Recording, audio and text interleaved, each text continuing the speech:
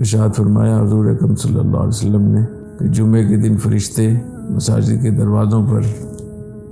تشریف فرما ہوتے ہیں، فَيَكْتُبُونَ الْأَوَّلَ وَالثَّانِيَ وَالثَّالِثَ، جو پہلے آتا ہے اس کے نام پہلے لکھتے ہیں، جو دوسرے نمبر پر آتا ہے اس کے نام دوسرے نمبر پر لکھتے ہیں، والثالث حتیٰ اذا خرج الامام، جب امام خطبے کے لیے نکلتا ہے، اور ایک روایت میں امام جب بیٹھ جاتا ہے، رفعت الصحف، فرشتوں کے پاس جو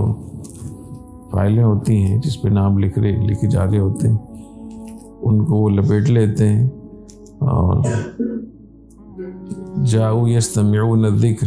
وہ خطبہ سننے مصروف ہو جاتے ہیں۔ جمعہ اس امت کی بہت بڑی فضیلت ہے، بہت اس کی اہمیت ہے، ہر جمعے کو بہت اہتمام سے گزارنا چاہیے، اور اس کے مسنون اعمال، اس کے فضائل کو ہر جمعے کو تازہ کر لینا چاہیے۔